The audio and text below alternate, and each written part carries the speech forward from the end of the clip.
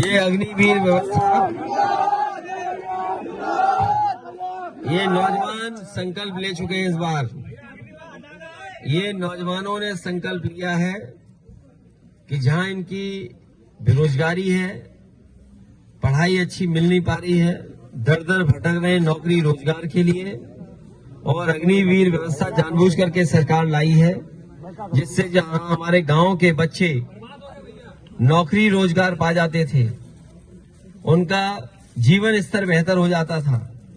उस जीवन स्तर बेहतर न हो पाए, इसलिए अग्निवीर व्यवस्था लाने का काम किए हैं। समाजवादी सरकार ये संकल्प दिलाती है नौजवानों को।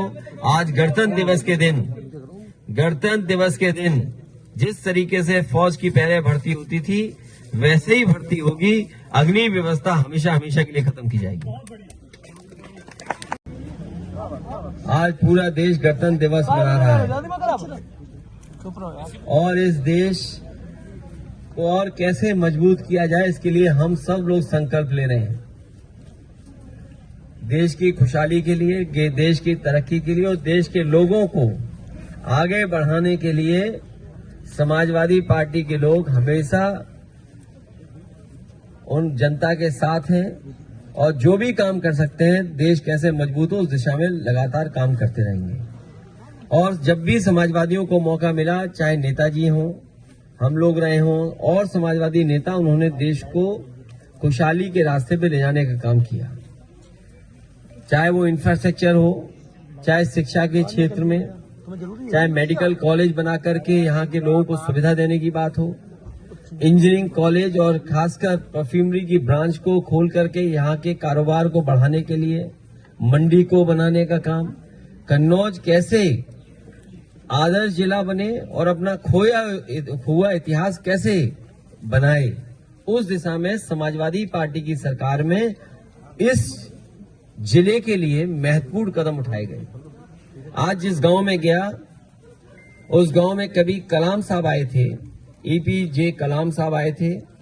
उन्होंने सौर ऊर्जा से गांव को बिजली देने का जो इंतजाम किया था, बिजली मिल रही थी, आज बिजली बंद हो गई मिलना, और इस सरकार ने उस कारखाने को, उस प्लांट को चलाया भी नहीं। यहीं आसपास थोड़ी दूर उमरदा में पराग का एक मिल्क प्लांट लगवाया था, काऊ मिल्क प्लांट, जिससे गाय के दूध के उत्पादन से जो चीजें बने वो बड़े शहरों में जाएं और बाजार में पहुंचे, मुनाफा सरकार को, लोगों को काऊ मिल्क प्लांट के प्रोडक्ट से लाभ पहुंचाया जा सके, उन्हें मिल सके। वो भी काऊ मिल्क प्लांट बंद कर दिया। जिस इंजीनियरिंग कॉलेज में हम लोग हैं, वो आप बेहतर देख सकते हो, बच्चों को सुविधाएं नहीं, टीचिंग स्टाफ नहीं, आज के हिसाब से जो आधुनिक लैब बननी चाहिए या और सुविधाएं होनी चाहिए वो नहीं है। ये आधा अधूरा, अभी तक पिछले कई वर्षों से काम पूरा नहीं कर पाई सरकार। ऐतिहासिक महंगाई है सरकार में, रिकॉर्ड तोड़ बेरोजगारी है, और ये सब जानते होंगे चौतरफा भ्रष्टाचार चल रहा है सरकार में, और देश के सौहार्द को मिटाने के लिए भी साजिश चल रही है, और जो देश के एकता का ताना बाना था उसको तोड़ने का काम कर रहे हैं। जो भाईचारा, जो हमारी पहचान है मिलकर के रहने की, उसको भी ये तोड़ने का काम कर रहे हैं। नाउम्मीद गरीब हैं, अपने को ठगा महसूस कर रहा हुआ किसान, मेहनत के सही दाम पाने के लिए भी त्रस्त है मजदूर को भी अपनी कीमत नहीं मिल पा रही। ये हालत पैदा कर दी है सरकार ने। और जिस तरीके से काम पाने के लिए, रोजगार पाने के लिए दर दर भटकता हुआ हमारा नौजवान है, हताश और निराश हो गया है, और सुनने में आ रहा है इजराइल में जहां युद्ध चल रहा है वहां के लिए भर्ती सरकार करा रही है कि अगर यहां भूख से मर रहे हो तो जाओ वो बम से मर जाओ जाके। ये सरकार है, और सड़क पे अगर ध्यान नहीं दोगे तो आपको सरकार का सांड मार डालेगा। तो ये हालात हैं। जनता ने मन बना लिया है, पीडीए के साथ रहेंगे, पीडीए ही एनडीए को हराएगा। पीडीए 90% आबादी की आवाज है। 90% वो लोग जिनके साथ भेदभाव हुआ है, जिनको सरकार ने दूर कर दिया है, चाहे वो अपॉइंटमेंट्स हो, नौकरी हो, रोजगार हो, उनसे दूर करने का काम 90% लोगों को किया है। इस बार 90% लोग मिलकर के इस भारतीय जनता पार्टी को हटाने का काम करेंगे। मैंने उनसे कहा, ये जो आपका सुझाव है इसको सरकार के लोग जमीन पर उतारेंगे और बहुत कम समय में यहाँ हमारे बुजुर्ग लोग या नौजवान या उस समय जो गांव में रहे होंगे सब जानते होंगे कि सड़क कैसी थी, आसपास क्या विकास था। लेकिन जब समाजवादी सरकार थी तो सड़कें भी बनी और भी इंतजाम हुए और यहाँ पर बिजली का सौर ऊर्जा का प्लांट लगा दिया। प्लांट लगा करके उद्घाटन करने वो राष्ट्रपति उस समय आए थे और हम लोगों ने उद्घाटन किया था। जिन्हें याद होगा वो दिन आंधी तूफान का दिन था, वो आंधी तूफान का दिन था।